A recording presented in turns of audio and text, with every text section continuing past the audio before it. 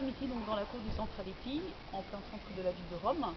Et c'est dans cette cour, avec ce petit carré de jardin, que nous arrivent régulièrement plusieurs matériaux différents que nous allons ensuite travailler pour pouvoir en faire de la mosaïque, pour pouvoir les transformer en faisselles, en morceaux et un jour pouvoir les coller sur un mur. Alors nous avons ici à disposition plusieurs matériaux différents. Par exemple, ici nous avons ce qu'on appelle des trani en italien. Alors c'est des plaques de pierre, en fait de terre stratifiées.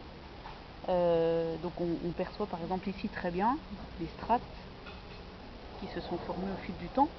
Et ces plaques de pierre sont extraites dans une région d'Italie qui s'appelle les Pouilles, au sud de l'Italie.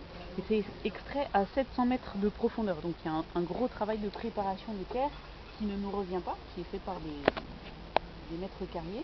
Et qui ensuite nous font parvenir ces plaques de terre que par la suite nous allons retravailler pour pouvoir les coller ensuite sur les parois d'une église.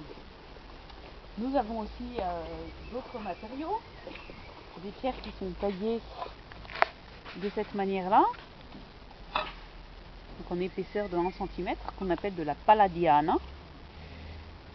Et c'est donc une manière de préparer la pierre qui est complètement polie en surface, donc on a des pierres brillantes. Alors là, en l'occurrence, c'est une pierre verte qui s'appelle du verre Ming, qui vient de Chine. Parce que la couleur verte en pierre naturelle n'existe pas en Europe. Donc ça nécessite d'importer ça de régions assez lointaines. Et puis en dessous, on aperçoit d'autres matériaux, sous forme de palladiana, avec des tons crème, des tons beaucoup plus foncés, de nouveau des tons plus clairs. Ici, quelque chose d'un peu particulier, on devine, qui reprend la texture du bois, de la matière du bois.